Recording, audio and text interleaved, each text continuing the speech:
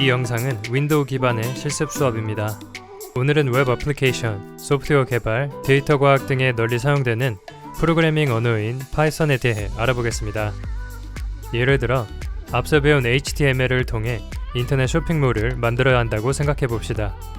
이때 우리는 새 HTML 파일을 만들어 판매 상품에 관련된 텍스트와 이미지 등을 추가 등록할 수 있습니다. 하지만 인터넷 쇼핑몰에 수백, 수천 가지의 상품과 정보를 등록해야 한다면 어떻게 해야 할까요? 파일을 일일이 등록해야 할까요? 물론 그렇게 할 수도 있겠지만 이것은 아주 비효율적인 방법입니다. 이런 상황에서 파이썬을 기반으로 한 웹 프레임워크는 HTML 페이지를 효율적으로 만들어줄 수 있습니다. 파이썬은 데이터 분석, 머신러닝, 사물 인터넷 등에 사용되어 웹 애플리케이션을 만드는 데 도움이 됩니다. 실습 과정을 통해 애플리케이션 제작에 사용되는 파이썬을 배워보도록 하겠습니다. 파이썬을 배우기 위해서는 파이썬 개발 도구를 설치해야 합니다. 구글에 파이썬을 검색한 후 Download the latest version을 클릭합니다. 다운로드 파이썬 3.11.3을 클릭하여 설치 파일을 다운로드합니다. 파일 다운로드 완료 후 왼쪽 아래에 파이썬 설치 파일을 클릭합니다.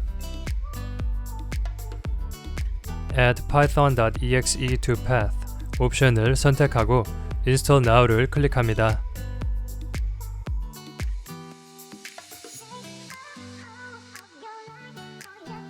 완료 후 Close 버튼을 눌러 설치 프로그램을 종료합니다.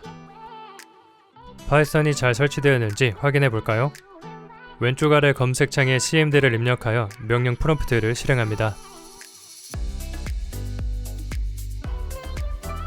명령 프롬프트 창에 파이썬 띄어쓰기 빼기 버전이라고 입력합니다.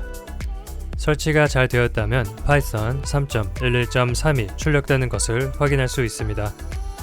이제 웹 개발 도구로 사용했던 VS 코드에서 파이썬을 활용하기 위해 익스텐션을 설치하겠습니다. 파이썬 확장 기능을 설치하면 문법 강조, 자동 들여쓰기, 코드 자동 완성, 디버깅 등의 기능을 사용할 수 있습니다. VS 코드를 실행하여 왼쪽 메뉴의 Extensions 버튼을 누릅니다. 검색칸에 파이썬을 입력하고 가장 상단에 파이썬을 클릭하여 설치합니다. 설치가 완료되면 버튼이 이렇게 변경됩니다. 비주얼 스튜디오 코드를 열고 터미널, 새 터미널을 클릭하면 명령어로 컴퓨터를 다룰 수 있는 화면이 나옵니다. 여기서 파이썬이라고 입력 후 한 칸 띄우고 빼기 버전을 입력했을 때 다운로드한 파이썬 버전이 잘 출력되면 성공적으로 설치된 것입니다. 이제 새로운 폴더를 만들고 그 프로젝트에서 수업을 시작하겠습니다.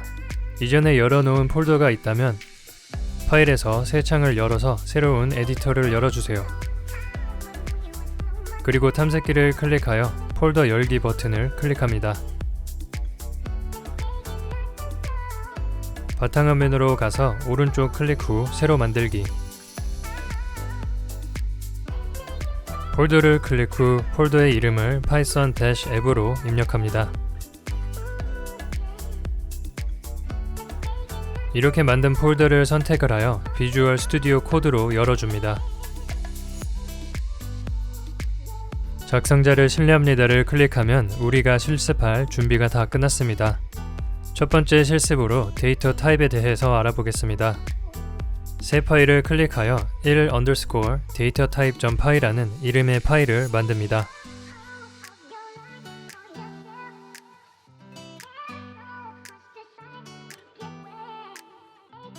먼저 파이썬 프로그램을 만들어 실행시켜 보겠습니다. Hello World라는 텍스트를 화면에 출력해 보겠습니다.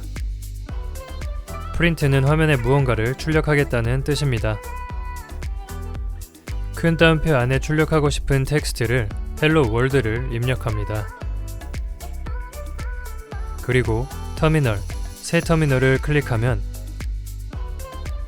화면에 터미널이라는 것이 열립니다. 여기서 우리가 하고 싶은 것은 파이썬에게 1_datatype.py라고 하는 파일의 내용을 실행하라고 시키는 거예요. 그리고 엔터키를 누르면 헬로 월드가 화면에 출력되는 것을 볼 수 있습니다.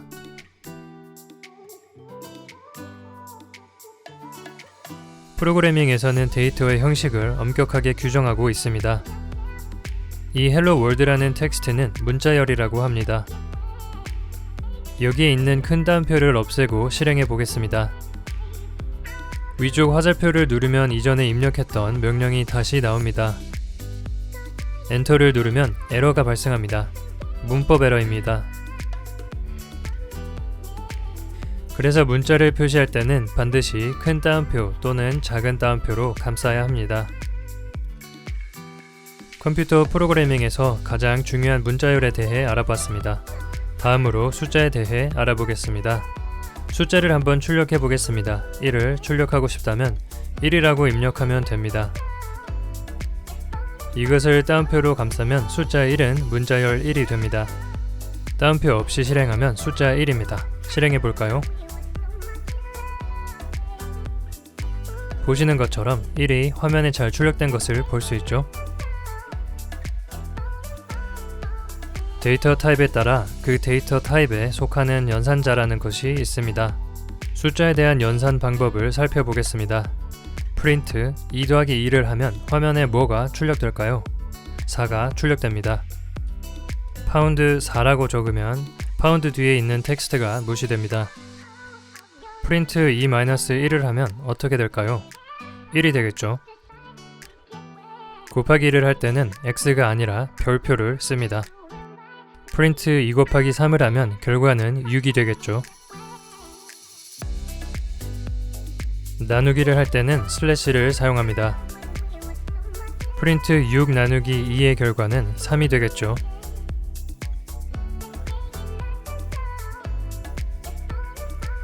다음으로 변수에 대해 알아보겠습니다. 저는 이 underscore variable.py라는 새로운 파일을 만들었습니다. 여러분들도 만드세요. 그리고 여기에 프린트 만 곱하기 11을 입력하고 실행해 보면 12만이 화면에 출력되겠죠. 그런데 여기 만이라고 하는 숫자는 어떤 의미일까요? 12는 어떤 의미일까요? 데이터에 이름을 붙이는 것을 변수라고 합니다. 우리 변수를 한번 사용해 볼까요? 예를 들어 용돈은 만이고 기간은 12개월이고 올해 용돈은 용돈 곱하기 기간이라고 하면 결과가 어떻게 될까요? 프린트 올해 용돈을 실행해 보면 12만원이 화면에 출력될 것입니다. 위에 있는 이 코드와 아래에 있는 코드를 넣고 보면 아래에 있는 코드가 훨씬 더 길지만 해석하기에는 더 좋습니다. 이렇게 데이터의 이름을 붙이는 것이 변수라고 생각하면 되겠습니다. 이번에는 데이터를 입력받는 방법에 대해 알아보겠습니다. 저는 3_input.py 파일을 만들었습니다. 예를 들어 용돈 계산기를 만들고 싶을 때 어떻게 해야 할까요? 화면과 같이 입력 후 실행했을 때 화면에 용돈 물음표가 출력될 것입니다. 이건 나중에 다시 확인해 보겠습니다. 그리고 그 결과를 용돈이라는 이름을 붙였습니다. 이제 용돈 곱하기 12를 입력하고 실행시켜 보겠습니다.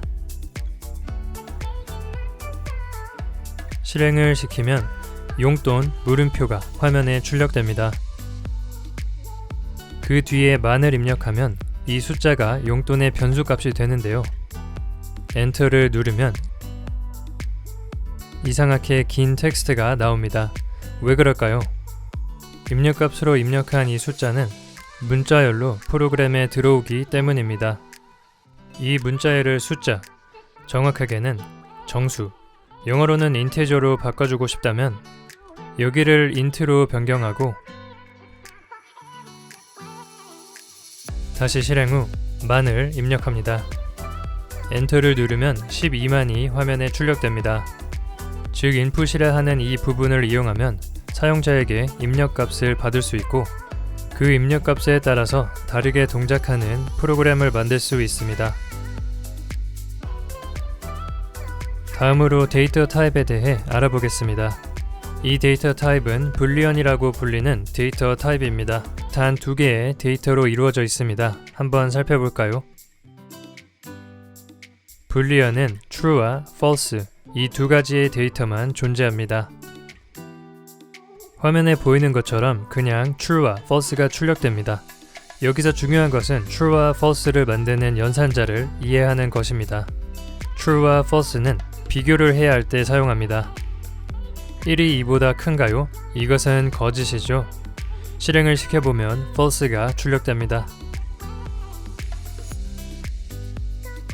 1은 2보다 작으니까 이것은 거짓입니다. 이번에는 1이 2보다 작다고 입력하여 실행해 볼까요? 이번에는 true가 화면에 출력됩니다. 그리고 1과 1이 같다는 연산자를 사용하면 당연히 true가 화면에 출력되겠죠.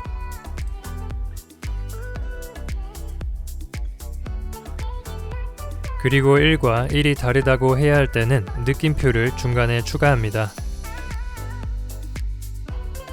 그리고 실행을 해보면 이번에는 false가 화면에 출력됩니다. 이번에는 조건문을 살펴보겠습니다. 이 조건문은 불리언과 같이 다니는 문법입니다. 예를 들어 화면에 print1, print2, print3, print4를 입력하고 실행해보면 당연히 1, 2, 3, 4가 출력되겠죠. 그런데 여러분이 여기서 만약 if true다 그리고 print2에서 키를 눌러서 들여쓰기를 하세요. 아주 중요합니다. 그리고 실행하면 이전과 똑같이 작동합니다. 즉, if 뒤에 true가 오면 그 안에 있는 코드는 실행이 됩니다. 이번에는 if false 그리고 print3을 들여쓰기 하고 실행을 해보면 1, 2, 4가 출력됩니다. 즉, if 뒤에 false가 오면 이 코드는 실행되지 않습니다. 이 조건문을 언제 사용해야 할까요? 만약에 사용자가 비밀번호를 입력하는데 만약 비번이 1111이라면 print 안녕하세요. 만약 비번이 1111이 아니라면 누구세요? 라고 물어보는 프로그램을 만들 수 있겠죠? 엔터를 누르고 비밀번호를 물어봅니다. 1111을 입력하면 안녕하세요가 2222를 입력하면 누구세요가 뜨는 프로그램을 만들 수 있습니다. 즉 프로그램이 동작할 때 조건에 따라서 다르게 동작하는 프로그램을 만들 때 사용하는 것이 조건문입니다. 이번에는 또 하나의 새로운 데이터 타입인 리스트에 대해서 살펴보겠습니다. 예를 들어 여러분이 가지고 있는 데이터가 굉장히 많을 경우 이를테면 친구들과 관련된 데이터를 관리해야 한다고 할 경우 친구들의 이름을 적어 리스트를 만듭니다.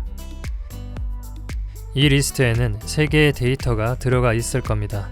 그리고 여기 친구들은 이것이라고 이름을 붙이겠습니다. 친구들이라고 하는 변수가 가리키는 리스트 안에 3개의 데이터가 잘 그룹핑 되어 있는 것입니다. 이렇게 데이터를 정리하고 그 다음엔 데이터를 꺼낼 수 있어야 합니다. 첫 번째 데이터를 꺼내오고 싶다면 친구들 뒤에 대괄호 0이라고 하면 이 첫 번째 데이터를 화면에 출력해 줍니다.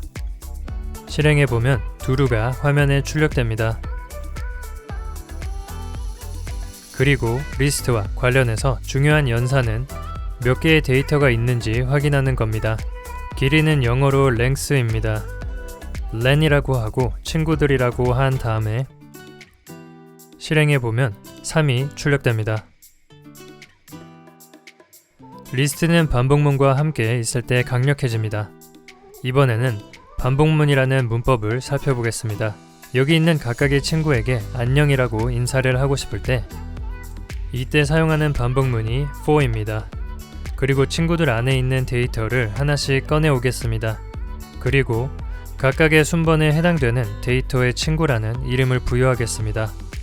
print 친구를 입력 후 실행하면 보이는 것처럼 각각의 항목이 화면에 출력됩니다. 이제 각각의 친구에게 인사를 하고 싶다면 어떻게 해야 할까요? 더하기 야 안녕 입력 후 실행해 보겠습니다. 이렇게 각각의 친구에게 인사를 할 수 있습니다. 만약 관리해야 할 친구가 1억 명이라면 아주 효율적인 기능이겠죠.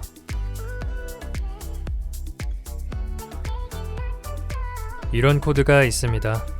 만약 이런 코드가 엄청나게 길어진다면 이 코드가 어떤 일을 하는 코드인지 이해할 수 있을까요? 이때 필요한 것은 이 코드들에게 이름을 붙이는 것입니다. 바로 함수입니다. 여기 있는 코드를 복사해서 여기다가 이름을 붙여볼게요.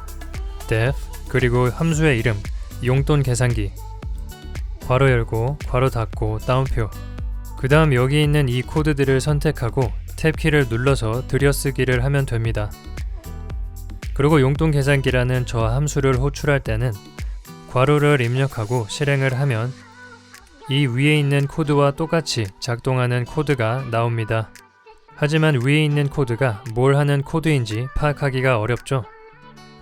하지만 밑에 있는 함수를 사용한 코드는 용돈 계산기라는 이름이 있기 때문에 이 함수에 있는 코드가 어떤 일을 하는 코드인지 우리가 이해할 수 있습니다. 또 여기 있는 함수를 여러 번 호출하면 화면에 보이는 것처럼 동작합니다. 즉 함수를 사용하면 코드를 재사용할 수 있다는 것입니다. 만약에 이 코드가 동작하는 것을 13개월로 바꾸고 싶다면 13이라고 입력하면 여러분이 실행했던 함수가 한 번에 바뀝니다. 즉 유지 보수하기가 좋아진다는 장점도 갖게 되는 것입니다. 그런데 우리의 함수는 항상 똑같은 결과를 출력합니다. 예를 들어 여기에 1000, 11을 입력하면 11,000이 화면에 출력되면 얼마나 좋을까요? 즉 입력값에 따라 다르게 출력하는 함수를 만들 수 있습니다. 그럼 여기 있는 1000에 해당되는 이 괄호에다가 용돈이라고 입력하고 이 함수 안에 있는 용돈을 지워줍니다. 이제 이 함수가 실행될 때 1000이라고 하는 값이 용돈이라는 변수 값이 되면서 함수 안에서 용돈은 1000이 되는 것입니다. 마찬가지로 콤마, 기간을 입력하고 기간에 해당되는 코드를 지웁니다. 실행해 볼까요? 실행하면 값이 잘 출력됩니다. 그리고 2000, 10을 입력하면 어떻게 될까요? 2만이 화면에 잘 출력됩니다. 훨씬 똑똑해진 것 같죠? 이번에는 용돈 계산기라는 함수 안에 용돈 계산기를 실행했을 때 그 계산의 결과가 값으로 나올 수 있다면 얼마나 좋을까요? 프린트 대신에 return을 입력합니다. 이 함수를 실행한 결과는 return 값 뒤에 있는 값이 됩니다. 화면과 같이 코드를 변경해 실행하면 이전과 똑같이 동작하지만 함수의 실행 결과가 그 값이 됩니다.